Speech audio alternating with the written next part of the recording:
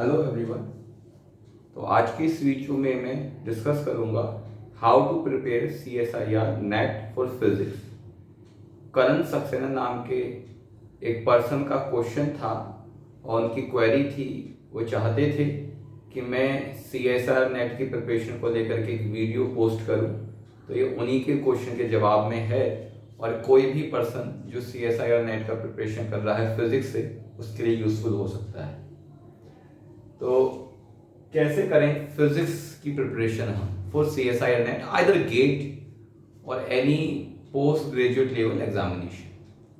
तो देखिए मैं पर्टिकुलर यहाँ पे पहले CSIR नेट की बात कर रहा हूँ। तो जैसे कि आपको बोर्ड पे दिख रहा है कि 3 सेक्शन में डिवाइड है CSIR नेट का syllabus, section A, section B and section C. Section A में जो रीजनिंग है वो आता है 30 मार्क्स का। 15 क्वेश्चन करने होते हैं आपको, 15 इंटू 2 30 और 2 मार्क्स होते हैं ईच क्वेश्चन की। ठीक है, नेगेटिव मार्किंग पूरे पेपर में 1/3 ही है। अगर कोई भी गलत क्वेश्चन करेंगे तो आप एज यूजुअल जैसे कि होता ही है 15 करने होते हैं। एक्चुअली 20 क्वेश्चन दिए रहते हैं इसमें, आपको 15 करने होते हैं। और ये जो रीजनिंग है ये बहुत ही जनरल रीजनिंग है ना, जो कि स्कूल लेवल या फिर कॉलेज बिगनर लेवल की रीजनिंग आप मान सकते हैं। और मोस्ट ऑफ द एग्जामिनेशंस में ऐसी रीजनिंग आती है। मैथमेटिक्स के क्वेश्चन या जनरल रीजन वाले क्वेश्चन जो हैं वो आते हैं। तो अगर आपको हाई स्कूल की मैथमेटिक्स अच्छे से आती है, थोड़ी रीजनिंग आती है और आप प्रैक्टिस कर लेते हैं किसी रीजनिंग की बुक से जो मार्केट में अवेलेबल हैं, तो आप आसानी से ये पोर्शन कर सकते हैं 30 मार्क्स का।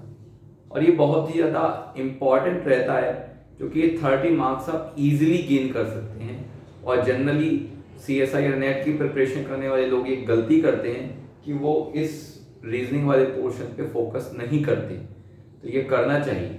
ओके, सेक्शन बी और सेक्शन सी।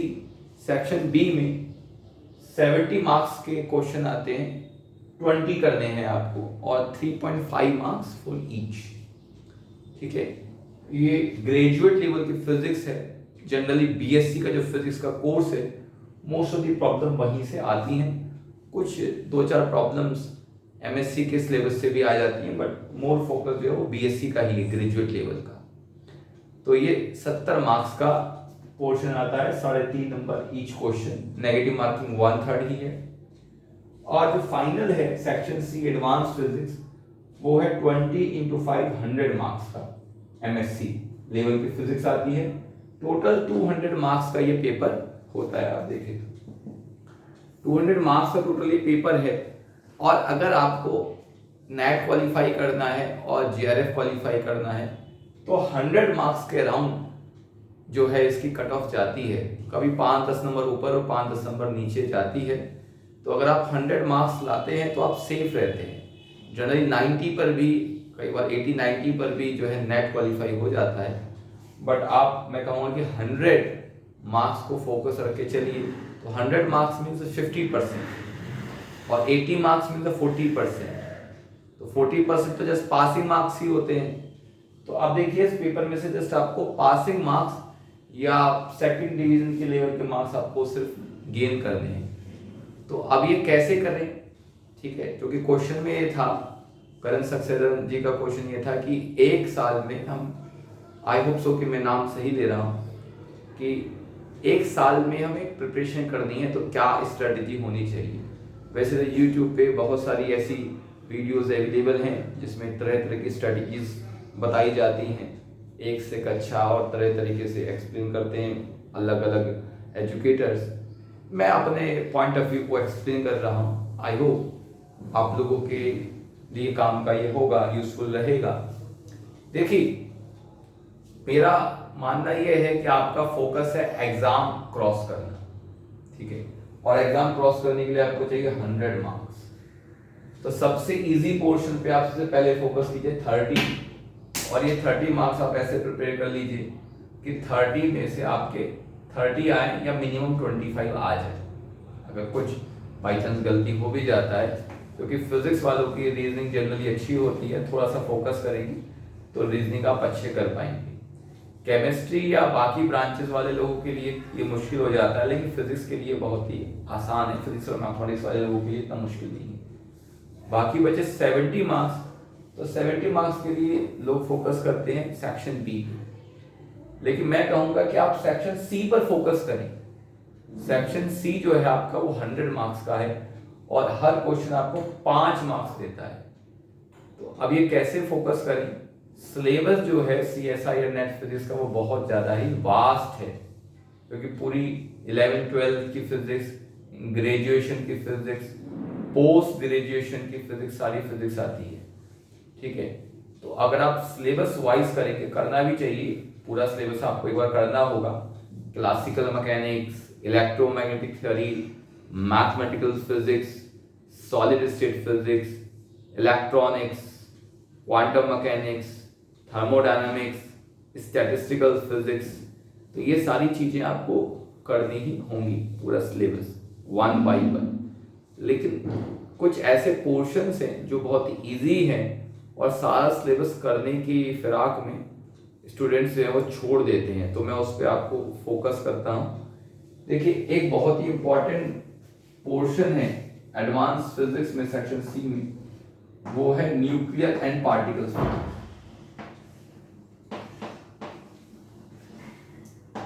तो न्यूक्लियर फिजिक्स से आपको 4 से 5 क्वेश्चंस मिल जाएंगे CSI नेट एग्जामिनेशन में, और ये बहुत डिफिकल्ट लेवल के नहीं आते। अगर आपने सिलेबस पूरा किया हुआ है, प्रीवियस ईयर क्वेश्चंस किए हैं, तो न्यूक्लियर फिजिक्स के क्वेश्चन आप इजीली कर सकते हैं। और न्यूक्लियर फिजिक्स के क्वेश्चन सेक्शन सी में आते हैं, सेक्शन बी में नहीं आते। तो आप 25 मार्क्स गेन कर सकते हैं आसानी से न्यूक्लियर और पार्टिकल फिजिक्स। पार्टिकल फिजिक्स के क्वेश्चन तो और भी ज्यादा आसान आते हैं। अच्छा, एक और चीज है कि सेक्शन बी में क्लासिकल मैकेनिक्स और क्वांटम मैकेनिक्स की प्रॉब्लम्स कई बार बहुत डिफिकल्ट हो जाती हैं और फोकस करते हैं स्टूडेंट। तो अगर क्वांटम मैकेनिक्स की प्रॉब्लम आप सेक्शन सी में देखें तो इतनी ज़्यादा डिफिकल्ट नहीं होती जितनी कि सेक्शन बी में है। उसका रीज़न है डिफिकल्टी और इजी का। देखिए, डिफिकल्ट नहीं है, लेकिन किसी किसी पर्सन के लिए, क्योंकि सेक्शन बी के अंदर जो क्वांटम मैकेनिक्स है उसके अंदर कैलकुलेशन प्रॉब्लम्स की बहुत ज़्यादा हो जाती है। तो जो लोगों का इंटीग्रेशन बहुत ही स्ट्रॉन्ग है, शॉर्टकट मेथड्स जानते हैं, वो लोग कर पाते हैं। बाकी जो लोग यूजुअल मेथड से कर रहे हैं उन्हें टाइम लगता है। लेकिन सेक्शन सी में, क्योंकि जो स्कैटरिंग है क्वांटम मैकेनिक्स में वो है, और बॉर्ड स्कैटरिंग के जो प्रॉब्लम है, ठीक है, और पार्शियल वेव एनालिसिस इस क्वांटम मैकेनिक्स का जो है स्कैटरिंग के अंदर, तो वो भी बहुत ही आसान प्रॉब्लम आती है। या फिर हम कहें कि प्रॉब्लम्स ऐसी आती हैं जो पहले आई हुई हैं, उनमें थोड़ा बहुत मॉडिफिकेशन होता है। तो क्वांटम मैकेनिक्स में भी फोकस करें। सेक्शन सी आपको लगभग 15 से 20 मार्क्स क्वांटम मैकेनिक्स में मिलेंगे, और एक बहुत ही जरूरी और आसान पोर्शन है, वो है solid state physics. Solid state physics again फिर से आपको 3 से 4 क्वेश्चन देगा, लगभग 20 मार्क्स के। ये भी आसान पोर्शन है ना। ये सब MSc सिलेबस के हैं, और बहुत सारे स्टूडेंट्स छोड़ देते हैं, किसी यूनिवर्सिटी में पार्टिकल फिजिक्स नहीं पढ़ाया गया, कहीं पे सॉलिड स्टेट फिजिक्स नहीं पढ़ाया गया। और एक पोर्शन है इलेक्ट्रॉनिक्स।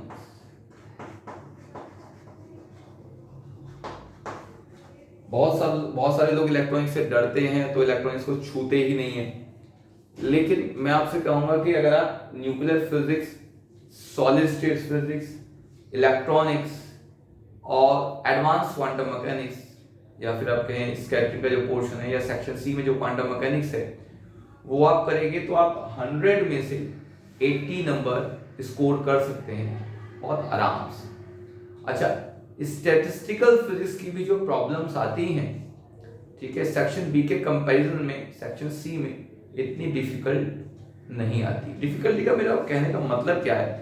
कहने का मतलब ये है कि आपने वही पोर्शन सेक्शन बी का पढ़ा टाइम दे करके, वही पोर्शन सेक्शन सी का पढ़ा, तो सेक्शन बी की जो प्रॉब्लम्स है वो बहुत ज़्यादा कैलकुलेटिव हैं, तो कैलकुलेशन में कई बार आपको मिस्टेक हो जाती है।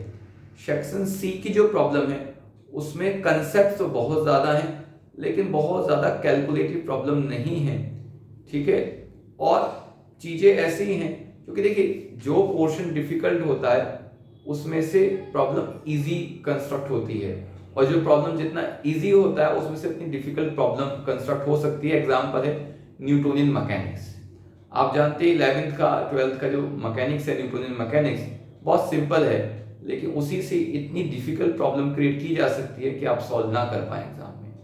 वहीं पर एडवांस क्वांटम मैकेनिक्स या फिर जो है एडवांस मैथमेटिकल फिजिक्स, जो कि बहुत ही डिफिकल्ट कंसेप्ट माने जाते हैं, वहीं से जो प्रॉब्लम्स आती हैं वो ऐसी आती हैं कि आपने अगर प्रीवियस ईयर की प्रॉब्लम्स की हैं, सिलेबस किया है, तो इजीली आप कर सकते हैं। तो जो प्रिपरेशन कर रहे हैं तो मेरा कहना ये होगा कि पहले सेक्शन सी कवर करें, सबसे पहले एग्जाम में भी फोकस ये करें ए और सी, या सी और ए, इन दोनों को कवर करें। सेक्शन सी को प्रिपेयर करें पहले 6 महीने, ठीक है। अगर सिस्टमेटिकली चलना है और सिलेबस कुछ बेसिक्स कमजोर हैं सेक्शन बी के, तो ठीक है, बी से भी चल सकते हैं, लेकिन सी के प्रॉब्लम्स पे ज़्यादा फोकस करें तो आप इजीली मार्क्स गेन कर सकते हैं। अच्छा, सेक्शन बी को भी करना है, ऐसा नहीं है सेक्शन बी को नहीं करना है, लेकिन किसी भी कीमत पे सेक्शन सी को नहीं छोड़ना है। अगर आप चाहते हैं कि मैं और डिटेल में बताऊं सेक्शन बी के बारे में, सेक्शन सी के बारे में, अलग अलग टॉपिक्स, उनके लिए बुक्स, कहाँ से प्रॉब्लम्स करें, क्या क्या करें, तो आप प्लीज़ कमेंट कीजिएगा, क्वेश्चंस कीजिएगा, और फिर हम बताएंगे कि क्या किया जा सकता है। Okay, thank you.